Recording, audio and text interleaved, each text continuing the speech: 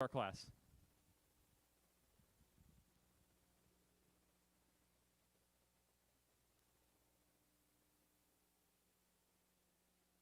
Crown him with many crowns. 193. What number? 193. 193.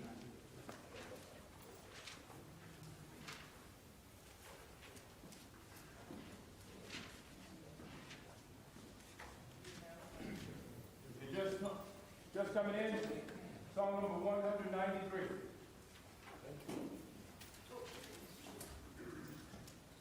Let's prepare to sing. Crown him with many crowns, the Lamb upon the throne. Our house of heavenly anthem drowns all music but its own. Awake my soul and sing of him who died for thee, and hail him as thy matchless King through all eternity. Crown him the Lord of life, who triumphed o'er the way, who rose victorious in the strife for those he came to save. His glory now we sing, who died and rose on high, who died eternal life to bring, and lives that death may die. Crown him the Lord of peace, whose power a scepter's waves, from pole to pole that wars may cease, absorbed in prayer and praise. His reign shall know no end, and round his pierced feet fair flowers of paradise extend, their fragrance ever proceed. Crown him the Lord of heaven, one with the Father's own, and the blessed Spirit through him from yonder glorious throne. All hail, Redeemer, hail, for thou hast died for me. Thy praise and glory shall not fail throughout eternity.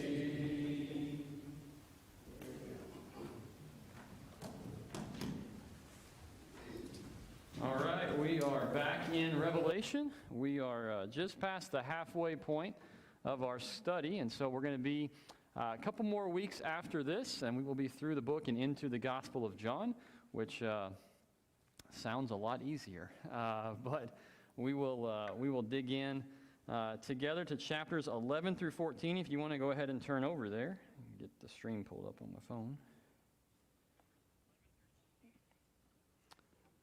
So, as we move through tonight's lesson, there's a lot of stuff that we could dig into, a lot of things we could say, well, what does this mean and what does that mean? And some symbolism that we could spend, probably 4 classes on each of the chapters. Go through a chapter a week, but we've got one night to do 4 chapters. So what we're going to do is kind of what we've done throughout the series so far. We're not going to try to answer everything. We're going to say, okay, what do we know? What are the things that are clear, or what are the things that we can kind of piece together, either from within the text itself or some of the obvious connecting passages, and then we'll kind of just move through it. And so instead of doing a recap of the reading for the week, we're just going to get right into it and read through each chapter, and then we'll kind of go back through each one as we work our way through it. So if you want to open to chapter 11, I'm going to read through the first 14 verses, and I'll just kind of walk through parts of this. If you watch the video Zach did a couple of days ago on chapter 11, this is a tough one. There's a lot of stuff in here that's pretty confusing, and so as we read through that, just keep that in mind. So verse 1, this is John here. It says, "Then I was given a measuring rod like a staff, and I was told, 'Rise and measure the temple of God and the altar and those who worship there. But do not measure the court outside the temple. Leave that out, for it is given over to the nations, and they will trample the holy city for 42 months. And I will grant authority to my 2 witnesses, and they will prophesy for 1,260 days, clothed in sackcloth. These are the 2 olive trees and the 2 lampstands that stand before the Lord of the earth. And if anyone would harm them, fire pours from their mouth and consumes their foes. If anyone would harm them, this is how he is doomed to be killed. They have the power to shut the sky, that no rain may fall during the days of their prophesying, and they have power over the waters to turn them into blood, and to strike the earth with every kind of plague as often as they desire. And when they have finished their testimony, the beast that rises from the bottomless pit will make war on them and conquer them and kill them. And their dead bodies will lie in the street of the great city that symbolically is called Sodom and Egypt, where their Lord was crucified. For 3.5 days, some from the peoples and tribes and languages and nations will gaze at their dead bodies and refuse to let them be placed in a tomb. And those who dwell on the earth will rejoice over them and make merry and exchange presents, because these 2 prophets had been a torment to those who dwell on the earth. But after the 3.5 days, a breath of life from God entered them, and they stood up on their feet, and great fear fell on all those who saw them. Then they heard a loud voice from heaven saying to them, "Come up here." And they went up to heaven in a cloud, and their enemies watched them. And at that hour there was a great earthquake, and 1/10 of the city fell. 7,000 people were killed in the earthquake, and the rest were terrified and gave glory to the God of heaven. The second woe has passed. Behold, the third woe is soon to come. So, there's a lot in that. You say, what is going on here, right? And some of the stuff that you read, we read it, and it's almost like we should already know who these people are, right? And you're like, who is? I mean, I feel like I'm missing something. So let's just kind of walk through it a little bit at a time. So the first thing we have is John is given a measuring rod, and he's supposed to measure the temple of God and the altar and those who worship there. And so if you think about the temple, and it's figurative. If you think about the temple, he's saying, basically mark out a portion of this, right? And within that portion is the temple itself and then those who worship there. So I think it's fairly safe to say he's saying set apart God's people. God's people are going to be set apart here, and then the world is going to be outside of that, and they're going to be given reign to kind of just run all over the place within this city as it's described here. And you'll notice then 2 different numbers come up here. The first one is in verse 2, and the second one is in verse 3. You've got 42 months and 1,260 days. Now, if you already read this, you know the answer, but if you're really good at math, what's the connection between those 2 things? 3.5 years. Okay, they're the same, right? They both equal the same amount, which is 3.5 years. And so we read that, and this is where the idea of 7 years of tribulation, or however that's described, comes into play, is people say, well, it's 3.5 over here and 3.5 here, which makes 7, and that's why all this is going on. But when you look at the way this is described throughout this, and you even see 3.5 days later on in this, it doesn't seem to be literal. He's not saying 3.5 years or 3.5 days, but more of just a time, a portion of time. And in fact, later on we'll see this. It'll be described in a similar way of time, times, and half a time. And if you, again, we say, okay, what does that mean? Well, if time equals 1 and times is 2 of those, and half a time is 1, or half of that, then you've got 3.5 again.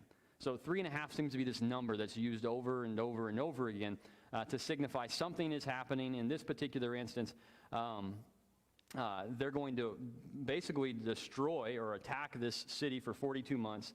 And at the same time, we've got 2 witnesses who are going to prophesy for the very same amount of time. Go ahead, Zach. I was thinking, too, about this 3.5 day period. That 3.5 shows up again and again and again and again. It comes out of Daniel. This verse starts. But the fact that it's used, that sometimes it's 42 months, sometimes it's 1,260 days, sometimes it's time, and half time. It seems to suggest that Revelation is deliberately trying to throw off people who aren't familiar. People who are, like Jesus talked about, to him who has, more shall be given. It doesn't have what he has to take away. This is for people of faith and seekers, and just somebody with a passing interest, some government person, they're just not going to get it. There's not a chance they're going to figure this out. Right, and again, if the easiest thing to do, right, would just be to say the same thing every time, to say 42 months every time. Why say 1260? Well, again, there's more at work here, I think, than just an actual number. And again, when we read Revelation, that's the challenge for us, right, is we see a number and we say, okay, 7. Okay, so there's 7 of this. Well, maybe it's not actually 7, right? Maybe that's not what he's getting at. And I don't think that's the case here with these numbers, because they're mentioned multiple times in different ways. So I think he's getting at something else here. And so the first part of this is God separating his people from the world, essentially, in this environment. And then he talks about these 2 witnesses. And if you look down at verse 4, he doesn't ever tell us, and here are the two witnesses. We like that, and he says, and the witnesses are, but he doesn't do that. He does say this, these are the two olive trees and the two lampstands that stand before the Lord of the earth. Now, again, I'm not super familiar with books like Ezekiel and Zechariah. Those are not ones that I'm overly familiar with. And so when I'm studying this, people point us back to those. Zechariah 4 has a similar situation occur there. It doesn't answer the question as to who this is, but it is a similar phrasing that's used. The one thing that maybe gives us a hint as to what we're talking about is lampstands. Where else have we seen lampstands in the book already? In the very beginning, right? The lampstands are the churches, right? The 7 lampstands are for the 7 churches. Now, does that mean lampstands here is the churches? Doesn't have to mean that, but if you're trying to stick within the book itself and say, okay, if lampstand is over here and it means this, then there's a good chance it means that, or at least that's an option for us. And so if that is the case, then the 2 witnesses stand in for the church proclaiming this message from God. There's other speculation. If you walk through and you look at it, they're not going to be harmed for a time. And in fact, when he talks about what they're capable of doing, what does that remind us of? He says fire comes out of their mouth and consumes people, that they shut up the sky, that no rain would fall, that they strike the water and they strike the earth with plague, water turns to blood. I mean, what kind of stuff does that reminiscent of? Moses, you've got plague, you've got water in the blood, and then the others kind of relate to Elijah, right? Elijah prays that the earth won't give any rain, and it doesn't give rain. Elijah has the fire come down the mountain when Ahab sends people to get him. And so some people think, well, this is Moses and Elijah, or the law and the prophets. I don't think that's the case, but he's using imagery that would point out this is what God does. These are from God. Those prophets from God, what do they do? Those kinds of things. And this message is also from God as well. Go ahead, Michael. With this revelation of John, there's a lot of action that is described, throughout in these chapters. But I just think it's just never overstated the fact that a message is being sent. The words that are used there for prophecy and testimony and witness suggest that God's word is being brought out, and whether that's comforting words and promises to those who are faithful, or whether it's words of judgment to those who are against him. Right. It just can't be overstated that God's word speaks. Nothing happens without God speaking. Yeah, and this is God's message, right? And these are those who are proclaiming this message from God. And if you look down at verse 7, it says, "And when they have finished their testimony," which would indicate to us what did they do? Well, they finished what they set out to do, right? God gave them a message, and they delivered that message. Again, to your point, Michael, whatever that message was, they delivered it. And so they accomplished what they were sent out to do. And then, at that point, it says in verse 7, "The beast that rises from the bottomless pit will make war on them and conquer them and kill them." And so you have a very stark turn of events, right? You've got these guys who are protected. They have these people proclaiming this message. Nothing can harm them. And then all of a sudden, as soon as they're done, they're killed. And you think, what is happening, right? That they would just be destroyed or be killed so quickly. And yet we're going to see that that's not the end of it. Go ahead, Rudy. Yeah, I like the fact the authority that God gives them, the 2 witnesses, and there's a fact that they're very important to God because He's letting them do whatever they need to do. Sure. So that's a power of authority from God. And again, when you think about the whole book of Revelation, we're trying to fit what we read into the overarching idea of the book. And the idea of the book is God's people in the midst of persecution, and that God is with them. Well, we see that right here. Even though He's with them, they die, and they're essentially almost mocked, right? The world kind of laughs at the fact that these people who had this message that we didn't like, they're all dead. And now we don't have to worry about this message any longer. And then God flips things upside down by bringing them back to life, and they go to heaven. And so there's a lot to unpack, but the general thought, right, is God has given them a message. He's called them to do something. This beast kills them, and then the beast loses because they are raised back to life, and there's hope. And so if you were to read this as a Christian, it would be hard to walk away and think, man, this really really stinks. We're going to lose. No. Ultimately, you were defeated, and yet now you've won. And so it's a very different, it's a kind of encouragement that doesn't sound very encouraging at first. But when you finish, say, oh, there is good news here. Any other thoughts on that? Go ahead, Rudy.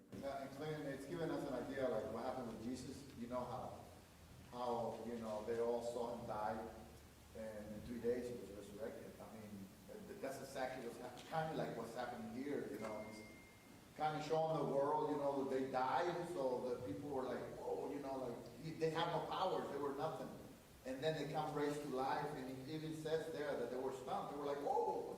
Well, and again, if you're a Christian reading this, that's not going to shock you. God's capable of that. That's the whole reason you have faith in him, is because he did that with Jesus already in a similar fashion. And so again, this message, it's dense, it's heavy, it's confusing in part to understand, well, who are the specifics? But the general truth is, I think, pretty clear. This is good. This is God saying, my message is going out. It won't be stopped. It may be defeated, but it will ultimately overcome. The only other big part of this that's a little bit, we have some questions with it. So it says in verse 2, it describes that they will trample the holy city for 42 months. Then later on in verse 8, it says, and their dead bodies will lie in the street of the great city, that symbolically or spiritually is called Sodom and Egypt, where their Lord was crucified. And so this is where some people think he's talking about Jerusalem, which fits that last part really well. But Sodom and Egypt would be figurative, right? And so the last one is probably figurative as well. And so there's debate on what that city is. We'll talk more about a city in just a little bit. But whatever this city is, again, it doesn't overcome what God's plan is. And that's, again, the point that we want to draw out of a lot of this is God overcomes. God's people overcome. So let's keep rolling and look at verse 15. Then the seventh angel blew his trumpet, and there were loud voices in heaven saying, the kingdom of the world has become the kingdom of our Lord and of his Christ, and he shall reign forever and ever.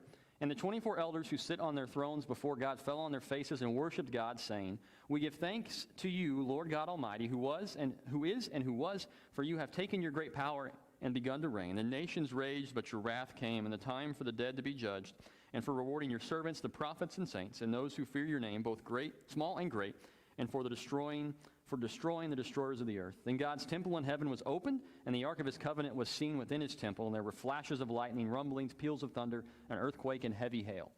Remember, we talked last time about these trumpets, these warnings, these announcements. And now we come to the last one, and what's this one announce, basically? What's that sound like? I mean, this is victory, right? This is God has overcome. God has won, and yet we're not at the end of the book yet, right? It's not the end of the book, and so there's more to consider. But once this seventh trumpet blows, you've got God's power, God's authority here, and then we almost kind of maybe go backwards in time a little bit in this depiction that we're going to read in chapter 12. Any thoughts on 11? Any questions before we move into 12? Good, no question. Oh, go ahead, Nancy. Well, I was just saying, the study that I'm following says this is the end, this is proclamation's end of the Jews. This is the judgment. They're done. Yeah, and so if the things leading up to this, and there are people that think the things leading up to this are about Jerusalem. If that's the case, then they say this is judgment against the Jews. If it's not that, then some say, well, it's a judgment against some nation. And others will likely say, well, this is the end judgment, right? And so there's some confusion on that. What's not confusing is judgment, right? That God is victorious over whoever it's being talked about here.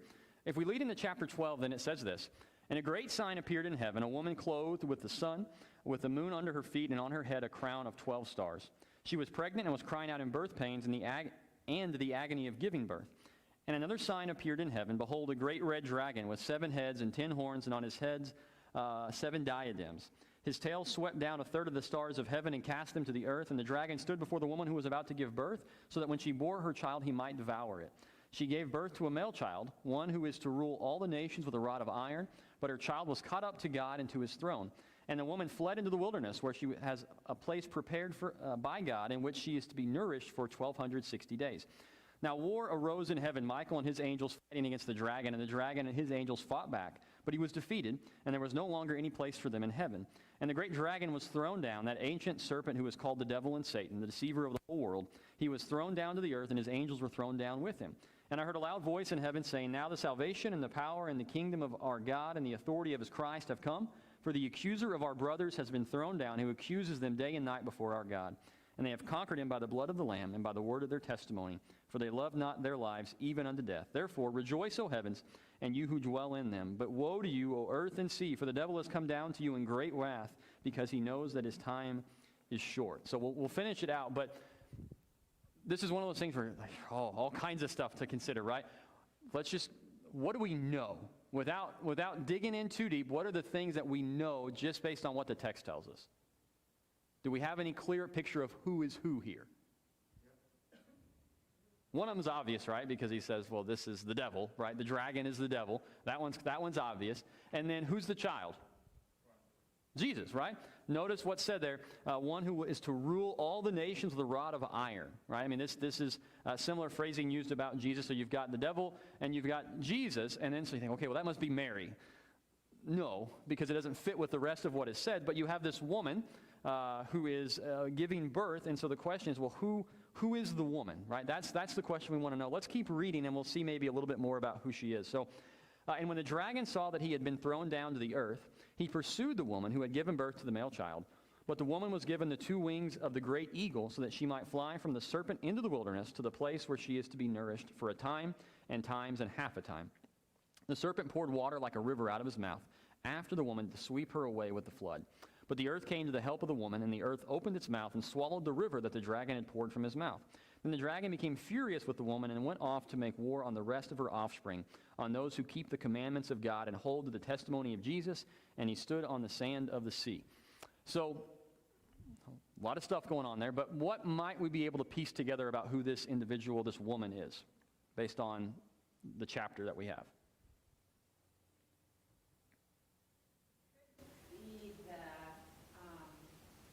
remnant of Jews that from the very beginning have been used by God from Adam on up, and could be that lineage that came from that. So if we work backwards, right, we know she has other children, and they are those who follow Jesus, right? So we Christians, right? So if we kind of work backwards from there, we say, well, maybe it's those who were God's people beforehand, right?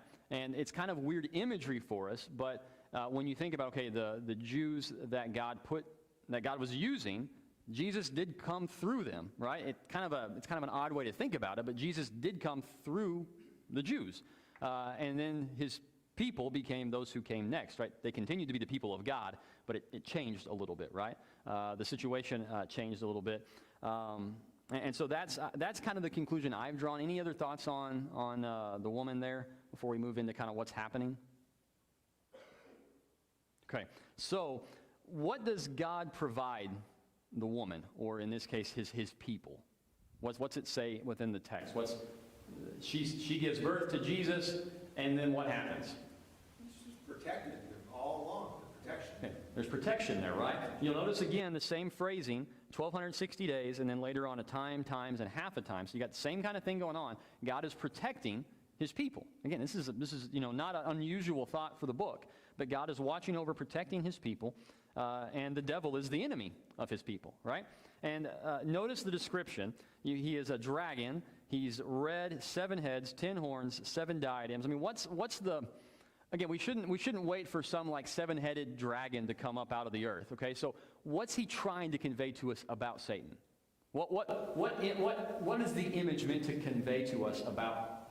It's horrible. It's horrific. Yeah, I mean, this would be terrifying, right? It's powerful, right? You've got 7 heads, and we talked last time, or a couple times ago maybe, horns typically are viewed as an indication of power. So he's got 10 horns, right? So very powerful.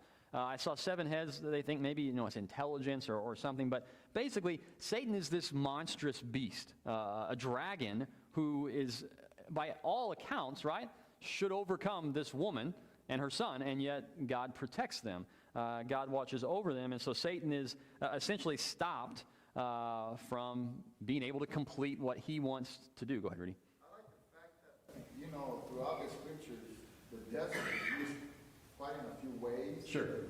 Like when Jesus went to the desert, like when the tribes went to the desert. Right. And now Yeah, which is not a place that you would go. Right. But God is protecting his people. He continues to do that. A couple of things real quick before we move into chapter 13. So you've got, I think Zach mentioned some of this in his video on chapter 12, but you've got her child was caught up to God and to his throne. And in reading, it's almost like all of the ministry of Jesus is kind of bypassed quickly to get to the resurrection, right? Satan was going to stop him, but he couldn't. He was raised, and that part of the plan was done. And so Satan then goes after his people and attacks them. But notice how they overcome verse 10. Now thus salvation and the power and the kingdom of our God and the authority of his Christ have come. For the accuser of our brothers has been thrown down, who accuses them day and night before our God. And they have conquered him by the blood of the Lamb and by the word of their testimony, for they love not their lives even unto death. And so this great dragon has been conquered by the blood of the Lamb. And so again, we understand Satan was defeated. And the picture we get in Scripture, whether you're talking about Peter describes Satan as a lion, or you get the idea of a dragon here, is Satan is powerful, but he's conquered. He's defeated because God is stronger. Go ahead, Dave. He's also enraged. And we better remember that our protection is in Christ. Because we can't beat this guy, this Satan, an enraged beast that has lost against God. He's not going to be content. And that's where the next chapter actually goes into what his response is, Gordy. That is part of what we'll be reading to watch out and stay firm, because it says that not only is he powerful, but he knows that his time is short. Right. So definitely, all the trouble we're going through is because he knows his time is short. So he's trying to destroy us as much as he can. Now he's making war, and he's going to do that in a couple of ways in the next chapter. Go ahead, Nancy. He's against every life. He wants to just devour life. But it seems like he's especially against the church. Sure. And I know I don't acknowledge or think about that, how dangerous it is to be a Christian, and how we, like Rudy's saying, we really have to be more aware. I think sometimes as Christians we just live our life and we're in Christ and stuff, and we know bad things happen, but there really is, we really are targeted.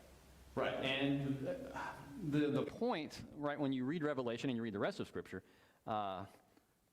is not the point that we might initially take, which is it is serious and it is concerning, and yet we also have confidence in the midst of that. And so it's this odd combination where God wants us to correctly fear, if you will, to correctly assess Satan's ability, but also at the very same time that we could be overwhelmed with fear that everything in my life is going to fall apart because Satan can just destroy it all. He says, but I'm stronger than he is. And so there's this level of confidence and cautiousness, I guess. You kind of equal parts there. It's not just total disregard, but it's also not so focused in on it that we live terrified because what might Satan do next? Judy and then Rudy. When you look at it, you fear, essentially, Satan on earth is going to win. But the earth isn't where we're at. And so it doesn't matter. Yeah, It's okay because we still essentially win. He's going to, and we'll see this in the next chapter, but people are going to be, everyone's going to be led astray that aren't of God. They're going to be led to follow different things that aren't of God. And it is going to be bad. The earth situation is not good, and yet we do have hope and victory in the midst of that because of Jesus. Go ahead, Rudy. I was going to say, add to what you were saying, we should fear being evil. We should Sure. fear sin, we don't want to lose our salvation, so we should fear it, and we do fear it. I do. Right. But at the same time, like you said, adding to it, I do have hope. That I have Christ, and I have God. Yes, I do have hope, but I do fear being evil. Yeah, it's a similar discussion to the idea of sin and grace, right? Where we need to be aware of the impact and the horror of sin so that we don't have anything to do with it. But we also don't want to be so overwhelmed by what sin is that we forget what God's grace is capable of, because then we become people without hope because we believe God's not able to do anything. Go ahead, Mike. Yeah, I don't know if certainly Satan has his eyes on the church, but it's not unique. what sets the church apart is we have the one thing that Satan himself doesn't have. We have hope. We have forgiveness. It's so dire for us because we have something to lose. If someone in the world is lost, Satan's already won with that person. That person doesn't have anything to lose, but for us, the stakes are higher because we do have something to lose.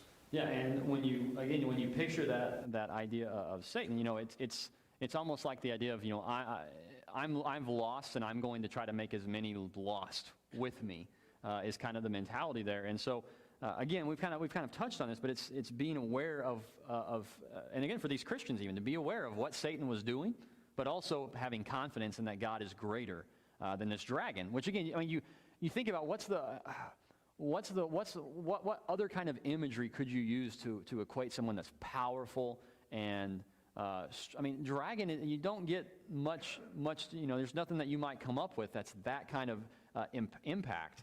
And he says, but he's overcome that, right? And so let's go into chapter 13, and this will help us explain a little bit more. So it says, so that, remember, Satan has just done this.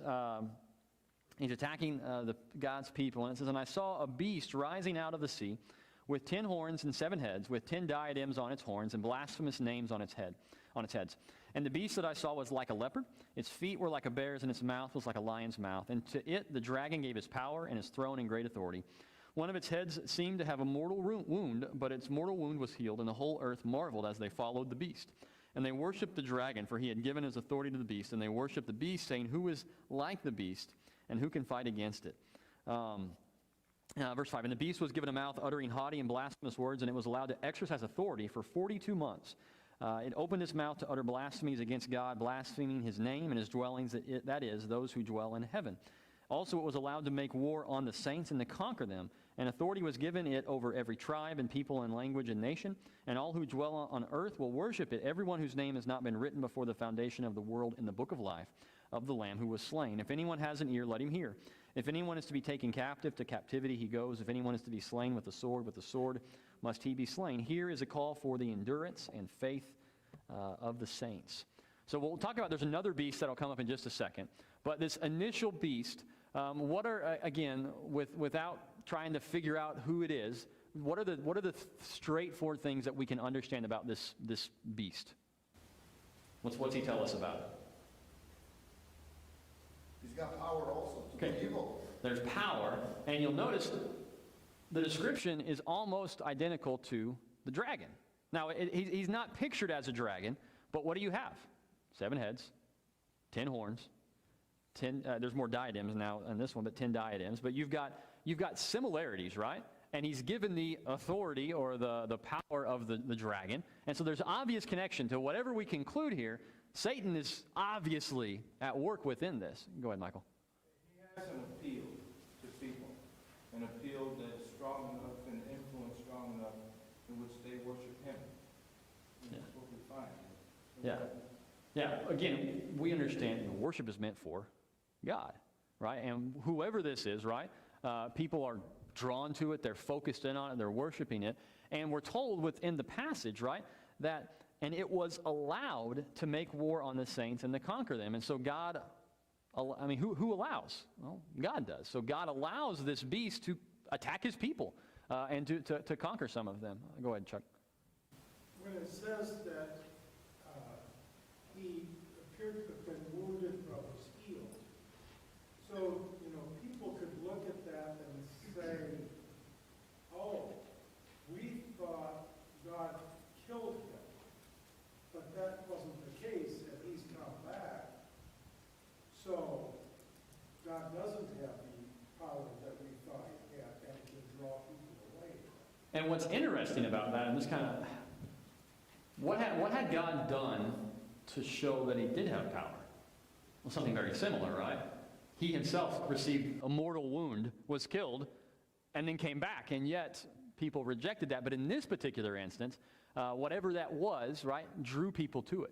They wanted to follow because of that. And so we're saying, okay, well, who is that? Go ahead, Mike. The idea of the diadems shows it's got some sort of authority.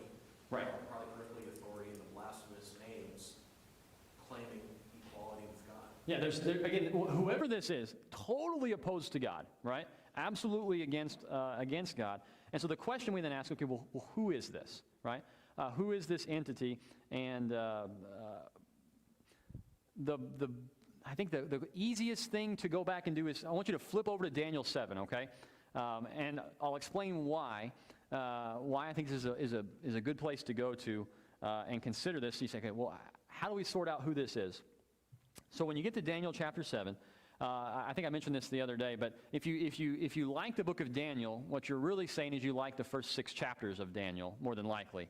Because if you've not really read it very much, then you come to chapters 7 and all the way through the end, and it's like, whoa, this is not the fiery furnace and the lion's den anymore. This is all kinds of other stuff.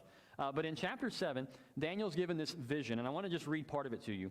Look down at verse 2. It says, I saw in my vision by night, and behold, the 4 winds of heaven were stirring up the great sea, and 4 great beasts came up out of the sea, different from one another. The first was like a lion and had eagle's wings. Then as I looked, its wings were plucked off, and it was lifted up from the ground and made to stand on 2 feet like a man, and the mind of a man was given to it. And behold, another beast, the second one like a bear. It was raised up on one side. It had 3 ribs in its mouth between its teeth, and it was told, Arise, devour much flesh. After this I looked, and behold, another like a leopard with 4 wings of a bird on its back. And the beast had 4 heads, and dominion was given to it. And after this I saw in the night visions, and behold, a 4th beast, terrifying and dreadful and exceedingly strong. It had great iron teeth. It devoured and broke in pieces and stamped what was left with its feet. It was different from all the beasts that were before it, and it had 10 horns. I considered the horns, and behold, there came up among them another horn, a little one, before which 3 of the first horns were plucked up by the roots. And behold, in his horn were eyes like the eyes of a man, and a mouth speaking great things. And so that's, it's a whole other thing we don't have time to get into. But what's the similarities in what we just read and what we read about the beast? What's the overlap? They're about the same. The animals match up, don't they? The 3 animals described as part of the beast in Revelation are the lion, the bear, and the leopard. Well, what are the 3 animals that come here? The lion, the bear, and the leopard, right? So the same animals are being described here, although they're 4 different animals in Daniel, and they're 1 in Revelation. And so when you look at this, you say, okay, well, what are those? Well, keep reading. Go down to verse 15 of Daniel 7. As for me, Daniel, my spirit within me was anxious, and the visions of my head alarmed me. I approached one of those who stood there and asked him the truth concerning all this. So he told me and made known to me the interpretation of the things. These 4 great beasts are 4 kings who shall rise out of the earth. But the saints of the Most High shall receive the kingdom and possess the kingdom forever, forever, and ever. So you've got kingdoms here, right? He's talking about kingdoms. So each of these is a kingdom. If you go back to chapter 2, we have that statue situation with Nebuchadnezzar. Again, if you don't know those stories, I'd encourage you to go back and read it. But you've got Babylon, you've got the Medo-Persian Empire, you've got Greece, and then you've got, at that point, they don't have a name for it, but it's ultimately going to be Rome, is the final one that's there. And if those overlap, which there's reason why it makes sense that they do, the most obvious one being the leopard, that we believe is Greece, had 4 kings pop up after Alexander the Great died. And so it fits really well. And so if that's the case, well, what's the final kingdom? Well, it's Rome. So it fits pretty well. Again, it's made up of all of those. So again, if someone wants to argue that's not Rome, we can talk about that. But I think when you fit it all together, it makes a lot of sense that he's talking at this point, which who's in power right now when this book is written? Rome. I mean, who are the Christians being persecuted by? Rome. So it makes sense that that's what he's dealing with. Go ahead, Zach. This is a good place, I think, to make a strong point, because this is one of the things that almost nobody disagrees with. Almost everybody believes this beast has something to do with the Roman Empire. Sometimes some folks will disagree and say, well, maybe it's the future incarnation of the Roman Empire, but it's so obviously Rome. If we understand what Daniel's saying, it's pretty easy. And that really, I think Revelation, the most important thing to do with Revelation is start out with what's easy, what's obvious, and then you can go from there. So that helps us so much. Yeah, there's enough overlap here that he's obviously connecting to it. I mean, it's the exact same animals, right? Described in a similar fashion. Rome is that part of it. So it makes sense here. And we're not going to be able to get into specifics on all of this, and I don't have answers for like the mortal wound. There's speculations on that, but the point here is God allows this beast, and again, I think that's Rome, to attack his people. And again, that actually happened, right? We know that historically that happened. And so that's this initial beast. And you end that section, verse 10, here is a call for the endurance and faith of the saints. I mean, that's a word to say, just hang on, right? Keep going. Because, again, you think about the imagery here. I mean, this is pretty tough stuff, right? A dragon and then a beast made up of, I mean, that's scary imagery. And he says, but endure. And we'll get to chapter 14, and we'll see kind of some good news there. Let's keep rolling real quick, since we're running low on time to get through all of it. So verse 11, then I saw another beast rising out of the earth. It had 2 horns like a lamb, and it spoke like a dragon. It exercises all the authority of the first beast in its presence and makes the earth and its inhabitants worship the first beast whose mortal wound was healed. It performs great signs, even making fire come down from heaven to earth in front of people. And by the signs that it is allowed to work in the presence of the beast, it deceives those who dwell on the earth, telling them to make an image for the beast that was wounded by the sword and yet lived. And it was allowed to give breath to the image of the beast, so that the image of the beast might even speak and might cause those who would not worship the image of the beast to be slain. Also, it causes all, both small and great, both rich and poor, both free and slave, to be marked on the right hand or the forehead, so that no one can buy or sell unless he has the mark. And that is the name of the beast or the number of its name. This calls for wisdom. Let the one who has understanding calculate the number of the beast, for it is the number of a man, and his number is 666. So we'll get to that last part, so don't jump ahead, because that's always the thing everyone wants to talk about. But let's talk about the second beast, okay? Comes out of the earth. We're not given near as much of a description here, but from the description, what do we know, just from the description of whatever this beast is? What's it say about it? They have to worship the beast. Okay, so this beast is pointing others to the beast, right? So whoever this is in an alliance, if you will, with the original beast. With the horns of the lamb, you get this imagery of Jesus as the lamb. So it looks Christ-like on its surface, but it says the things of the dragon. Right, so you've got almost polar opposites, right? You've got the image of a lamb, but the voice of the dragon. So you have, I think someone said, the wolf in sheep's clothing. It looks one way, but it's guided by something very different. It's deceptive, right? And again, you think about whatever this is, leading people away from the worship of God to the worship of idols and the worship of the beast. Well, how is that deceptive? And what cannot be delivered upon? Whatever promises are being made, right? The worship of the beast is not going to lead to anything good, right? And so it is deceptive of its very nature, whatever it is. Any other thoughts on this second beast? Maybe what else we can see about it? Go ahead, Rudy. Well, I was going to say that even when Jesus was here on earth, he was curing all this bunch of plagues, and he was even taking demons out of people. Sure. So that just tells you that the devil works in different ways.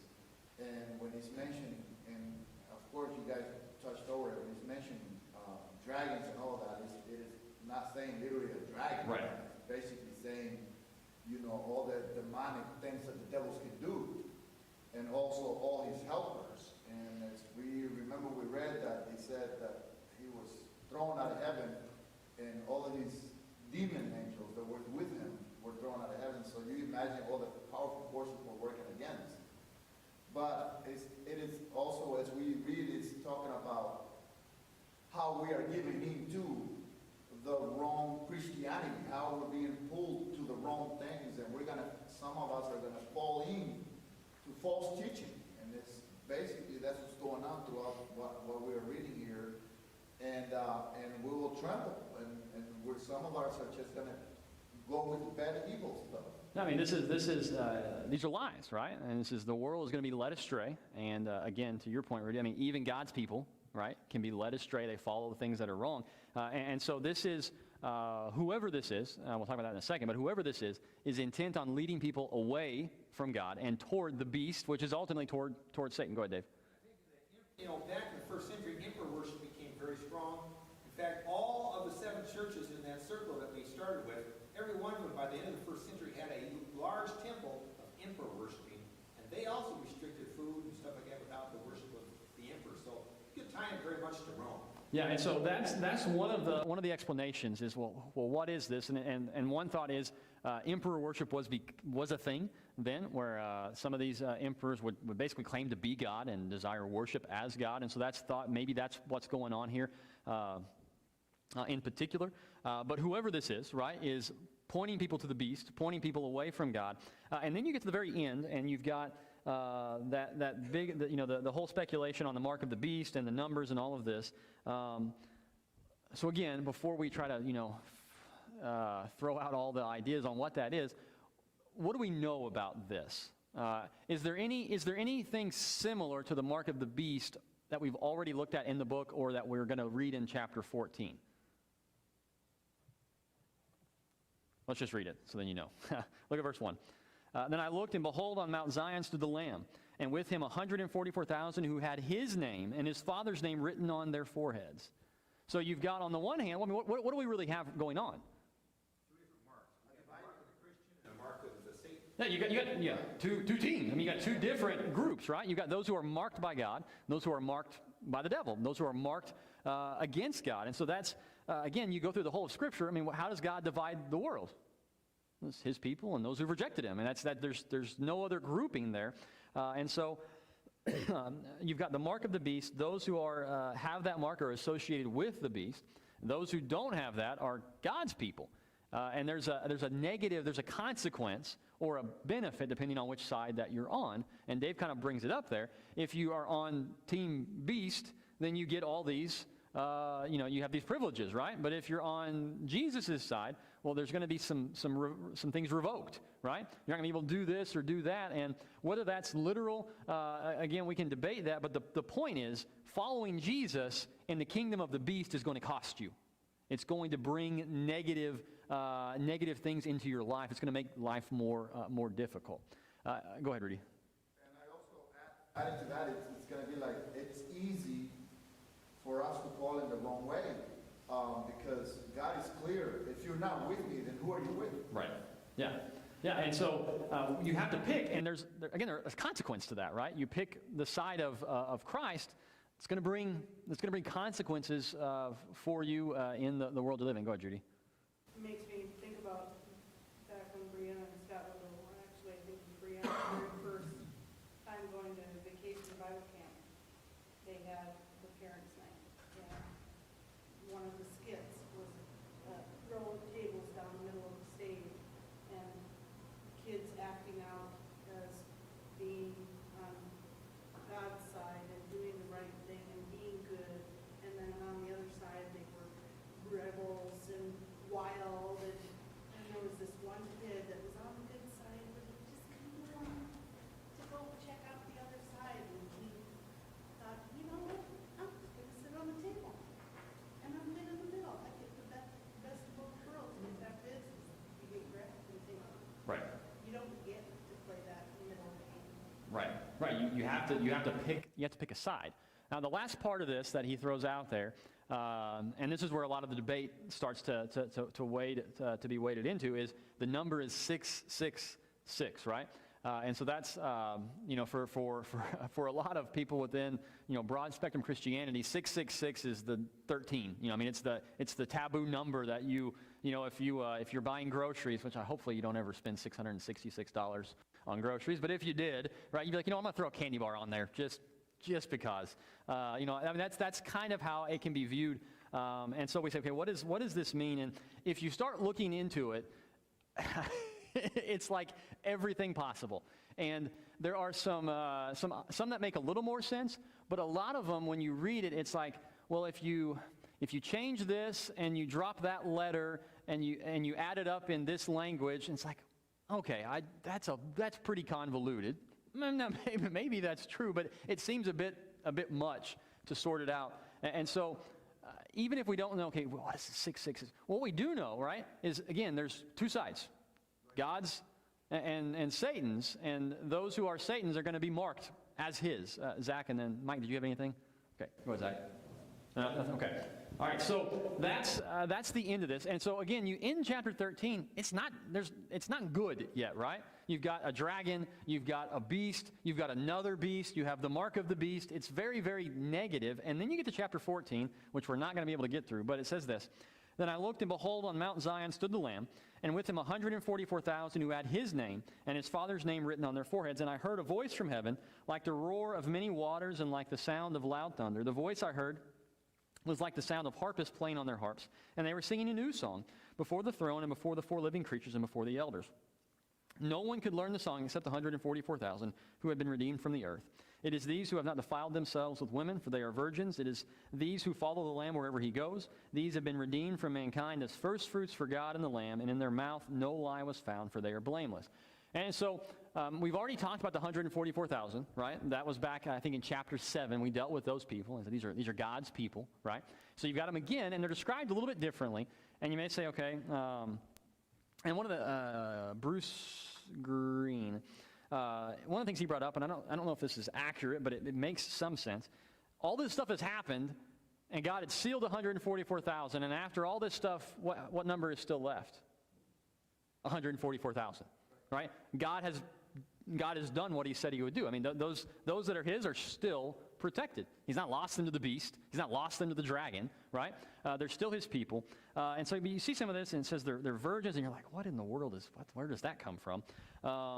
And they follow the Lamb. That one makes a little more sense. I want to keep reading because I think it explains a little bit about what that statement is about not being defiled with women. They are virgins. So verse 6.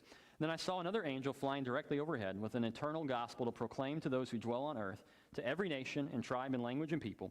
And he said with a loud voice, fear God and give him glory, because the hour of his judgment has come, and worship him who made heaven and earth, the sea and the springs of water. Another angel, a second, followed, saying, fallen, fallen is Babylon the Great, she who made all nations drink the wine of the passion of her sexual immorality. And another angel, the third, followed them, saying with a loud voice, if anyone worships the beast and its image and receives a mark on his forehead or on his hand, he will also drink the wine of God's wrath, poured full strength into the cup of his anger. And he will be tormented with fire and sulfur in the presence of the holy angels and in the presence of the Lamb. And the smoke of their torment goes up forever and ever, and they have no rest day or night. These worshipers of the beast and its image, whoever receives the mark of its name. Here is a call for the endurance of the saints, those who keep the commandments of God and their faith in Jesus. And I heard a voice from heaven saying, write this, blessed are the dead who die in the Lord from now on. Blessed indeed, says the Spirit, that they may rest from their labors, for their deeds follow them. Again, I know I read through that pretty quickly, but when you look at it, you've got three angels saying a message. Verse 7, you've got the gospel message, basically. Verses 6 and 7, going out, fear God, give him glory. And then in verse 8, you've got fallen, fallen is Babylon the Great, she who made all nations drink the wine of the passion of her sexual immorality. And I think that when I was reading some of this, I don't remember who I read from, but that might be what he's talking about, the idea of being virgins. They didn't commit the sexual immorality that everybody else did. They rejected that. Babylon, Peter writes in 1 Peter 5:13, seemingly about being in Rome, that he called it Babylon. So that's, again, kind of fits with what we've seen already. And then you have punishment. And so people went and followed the beast, maybe partly because of the benefit of following the beast and the drawback of not following it. And now at the end of this, you see, well, actually, that was a lie. That there's no benefit in following the beast. In fact, all there is punishment and judgment that awaits at that point. And the rest of the chapter, which we won't read, but 14 through the end of the chapter is judgment. And again, some think it's the end judgment. Some think it's the judgment of Rome or something along those lines, but judgment is obvious in that last little section. And so, again, when you go through the whole section, the obvious truth, right, is God's people are being attacked, but endure. Endure. And some people take an approach that says, this is not just Rome, but it's really any nation that rises up against God. And in some regard, I think that message does fit in that no matter what happens in the world, no matter what nations are in power and what they're calling people to do, the message for God's people is the same. Endure. Continue. Continue to live for me. I know we're really low on time, but any closing comments? Go ahead, Mike. You mentioned nations, and I think that definitely fits for the first piece. But other interpretations that personally I tend towards is the second piece is more false religion. Sure. Because it does have that imagery of the lamb, even though it's speaking blasphemous things. So I would put forth that we should look at this not only as nations coming after God's people, but false religion coming after God's Yeah, people. there's all kinds of things, right, that are going to seek to lead God's people astray, and it's going to come in all different forms, right? It might come in forms like, you don't get to do this anymore. We're restricting you because you don't agree. Or it might come in false religions, false things, false teachings that are going to lead people away. Or just straight up persecution, right? Not just, well, you don't get to do this, but we're going to attack you. We're going to kill you. Go ahead, Zach.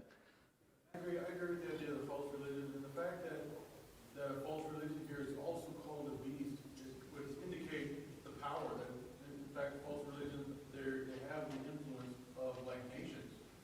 And you see this with Islam, and you see this with a lot of movements that happen over history with false religions.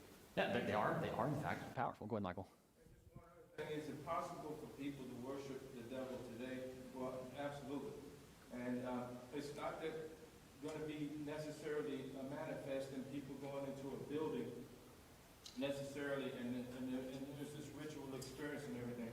But when we allow certain things as idolatry, or the things in which, like John said, were the lust of the eyes, the pride of life, and all of those kinds of things, to really influence us, we suddenly become worshipers. Right. To him, we have to be avoiding that. That's the very first thing that the devil tried to get Jesus to do coming out of the wilderness, to start in his ministry, Yeah. was to show him those kingdoms if he would just bow down and worship him. Yeah, and We don't want And to your point, I mean, when you read some of that, this is where we kind of struggle sometimes, and we kind of think of the world in three parts, right? Well, there must be Satan worshipers because the Bible talks about them, and then there's regular people, and then there's those who worship God. And to your point, Michael, it's not that people go into a church building for Satan and they sing songs about Satan, and that does exist, I'm sure, but that's not what he's really getting at. But it's more of, again, there's two ways of life. Right? There's the way of life that's of the world and of Satan, and there's the way of God. There's just those two. There's not a third option where you can say, well, I really don't do the evil stuff, but I'm really not for God either. You're one or the other. Yeah, people say, well, I'm neutral, and they don't realize they have to pick a side. Right. There isn't the ability to be neutral. That's the way that God's set it up. And so as we get into the next section, so we're going to read 15, 16, 17, and 18 this coming week, and then we'll wrap up with 19, 20, 21, and 22 in the following week. So keep that in mind. Yes? I just want to say one more thing about, the dragon.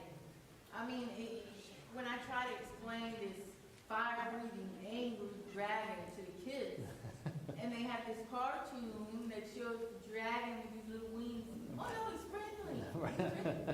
Yeah, the picture is very graphic, and it's very, it's not a thing to be taken lightly as we consider that. Go ahead, Randy. Another thing that I can emphasize on what we're reading is that God knows each and every one of us, and he knows how we struggle, and he knows how imperfect we are. So he's actually not telling us to be perfect to come to him. He's actually saying us to endure. Yeah. Whatever we're going through, endure to the end, and you will have your outcome. Yeah, just continue. Yeah, go ahead, Judy, and then we'll get through prayers. I think we have lived in a very safe environment in the Midwest where we live. And when we were traveling back and forth when we lived in California, in Salt Lake City, there is, right off the interstate, a satanic church. And when I seen that put fear in me. It's real. We can't ignore that. Yeah, there is stuff going on in the world around us. There are bad things. Again, thankfully, the vast majority of people don't go as far as literally worshiping Satan, thankfully, because the world would be even worse. But again, there are two sides, and that's just the way it is. That's the truth depicted in Scripture. And so we have to keep that in mind as we read through this and choose who we're going to follow. For those who watched online, appreciate that. We're going to wrap up that part, and we'll get into prayers really quick, and then we'll